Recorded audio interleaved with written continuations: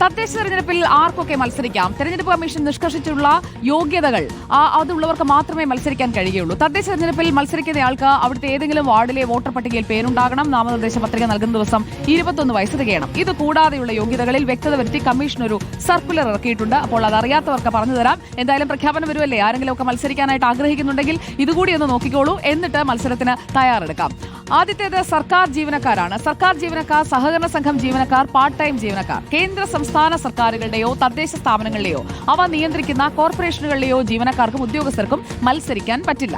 കേന്ദ്ര സംസ്ഥാന സർക്കാരുകൾക്ക് 51% കുറയാതെ ഓഹരിയുള്ള കമ്പനികളിലും സഹകരണ സംഘങ്ങളിലുമുള്ള ജീവനക്കാർക്കും മത്സരിക്കാൻ കഴിയില്ല.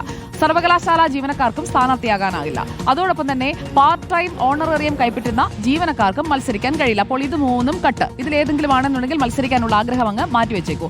അടുത്തത് അങ്കണവാടി, അതുപോലെ ബാലവാടി എന്നിവയിലുള്ള ജീവനക്കാർ, ആശാപ്രവർത്തകർ. ഇവർക്ക് പഞ്ചായത്ത്, മുനിസിപ്പാലിറ്റി തെരഞ്ഞെടുപ്പുകളിൽ മത്സരിക്കാം. പക്ഷേ സാക്ഷരതാ പ്രേരകമാർക്ക് പഞ്ചായത്ത് തെരഞ്ഞെടുപ്പിൽ മാത്രമേ മത്സരിക്കാൻ കഴിയുള്ളൂ. അതുപോലെ KSRTC ജീവനക്കാർ, empanel conductor, driver, electricity board ജീവനക്കാർ എന്നിവർക്കും മത്സരിക്കാൻ കഴിയില്ല. CDS ചെയർപേഴ്സണ് പക്ഷേ മത്സരിക്കാൻ കേട്ടോ. തദ്ദേശ സ്ഥാപനങ്ങളിലെ CDS അക്കൗണ്ടന്റ്മാർക്ക് മത്സരിക്കാൻ പറ്റില്ല എന്നതാണ് മറ്റൊരു പ്രധാനപ്പെട്ട വ്യവസ്ഥ. അപ്പോൾ ആർക്കൊക്കെ മത്സരിക്കാം എന്നുള്ളത് ശ്രദ്ധിച്ച് കേൾക്കണം. സർക്കാരുമായോ തദ്ദേശ സ്ഥാപനമായോ കരാറിൽ, നിങ്ങളൊരു കരാറുകാരനാണെങ്കിൽ കരാറിൽ ഏർപ്പെട്ടിരിക്കുന്നവർക്ക് മത്സരിക്കാൻ കഴിയില്ല. തദ്ദേശ സ്ഥാപനത്തിന്റെ കടമുറി, കെട്ടിടം, പാട്ടവാടക വ്യവസ്ഥ ഇത് ഏതെങ്കിലും ഏറ്റെടുത്തിട്ടുണ്ടെങ്കിൽ അയോഗ്യതയില്ല. സർക്കാരിലും തദ്ദേശ സ്ഥാപനത്തിലും ഏതെങ്കിലും കുടിശ്ശികയുണ്ടെങ്കിൽ അയോഗ്യരാണ് താനും. ബാങ്കുകൾ, സഹകരണ സംഘങ്ങൾ എന്നിവയിൽ കുടിശ്ശികയുള്ളവർക്ക് അത് മത്സരിക്കാനായിട്ടുള്ള ഒരു തടസ്സമല്ല. അപ്പോൾ കുടിശ്ശികയുണ്ടെങ്കിലും മത്സരിക്കാം, പക്ഷേ മറ്റു കാര്യങ്ങളൊക്കെ ശ്രദ്ധിക്കണം.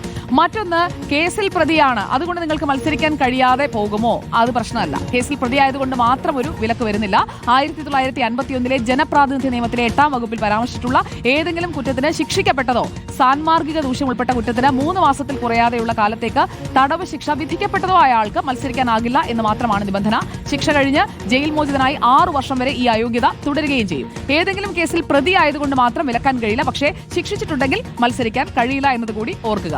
അഴിമതി, കൂറില്ലായ്മ എന്നിവ മൂലം ജോലിയിൽ നിന്ന് പിരിച്ചുവിട്ടവരെ 5 വർഷത്തേക്ക് മത്സരിപ്പിക്കില്ല. ഗ്രാമസഭ, വാർഡ് സഭ തുടങ്ങിയവയുടെ യോഗം വിളിച്ചു കൂട്ടുന്നതിൽ വീഴ്ച വരുത്തുക, അംഗമായി തുടരുമ്പോൾ കമ്മിറ്റികളിൽ ഹാജരാകാതിരിക്കുക തുടങ്ങിയ കാരണങ്ങളാൽ അയോഗ്യരായവരാണെന്നുണ്ടെങ്കിൽ അവർക്ക് വീണ്ടും മത്സരിക്കാം.